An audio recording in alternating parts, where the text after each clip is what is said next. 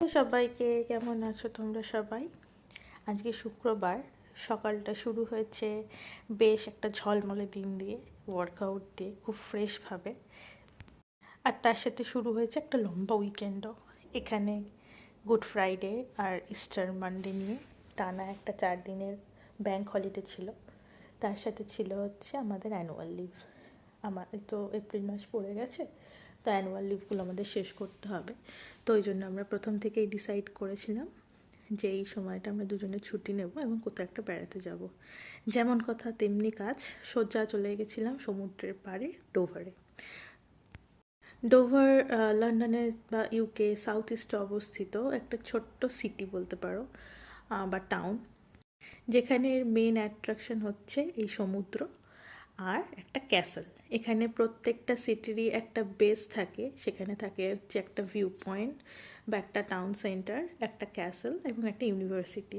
ডোভারও তার ক্ষেত্রে সেই ক্ষেত্রে ব্যতিক্রম নয়, শুধু এক্সট্রা অ্যাড অন হিসেবে আছে হচ্ছে একটা সিসাইড, এবং যেটা দেখার জন্য শয়ে শয়ে মানুষ কিন্তু এখানে ভিড় করে। তো আমরা ওখানে উঠেছিলাম হচ্ছে হিলটনে, এটা প্রথম দিন আমাদের ডোভারে। তো আমরা ট্রেনে করে গেছিলাম, লন্ডন ভিক্টোরিয়া থেকে আমাদের ট্রেন ছাড়ে, সোজা ডোভারে গিয়ে নামায়, এবং ডোভার স্টেশন থেকে আমাদের হোটেলটি গাড়িতে ছিল এই মিনিট 5 থেকে মিনিট 7 রাস্তা।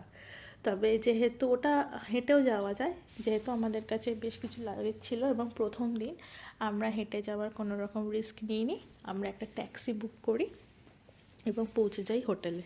তারপর চেক ইন করে হোটেলের রুমে ঢুকে একটুখানি ফ্রেশ হয়ে চলে যাই সোজা বারান্দাতে, যেটা ছিল এই হোটেলের মেন অ্যাট্রাকশন, যেখান থেকে এই গোটা সমুদ্রটা সুন্দরভাবে দেখা যায়। তারপর আর বেশি লেট করিনি, আমরা দুজনে বেরিয়ে যাই, কারণ এখানে যেহেতু এখন সামার শুরু হয়ে গেছে, সানসেট হতে হতে মোটামুটি 7:30, আর আমরা গিয়ে পৌঁছেছিলাম অ্যারাউন্ড 5টার দিকে বিকেলবেলাতে। আর এটা ছিল সমুদ্রের পাড় থেকে বাকি পুরো জায়গাটা দৃশ্য। ওইখানে দেখছো ওই উঁচুতে ছিল ক্যাসেলটা। ডোভার সাধারণত ক্লিফের জন্য বিখ্যাত, এখানে হোয়াইট ক্লিফ খুব পপুলার, বাট ওখানে ক্লিফের ওপর ওঠা যায় না, ওটা রেস্ট্রিক্টেড। ক্যাসেল থেকে ক্লিফ কিছুটা হলেও দেখা যায়। আর ওটা হচ্ছে ডোভার পোর্ট, যার উল্টো দিকটা হচ্ছে ফ্রান্স।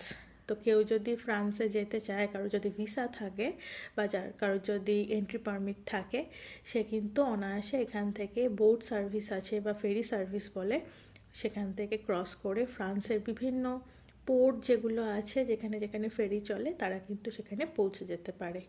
তারপর বিকেলবেলা আমরা এই সমুদ্রের পাড় ধরে, আমাদের পুরীতে যেমন মেরিন ড্রাইভ থাকে, এখানে এটাকে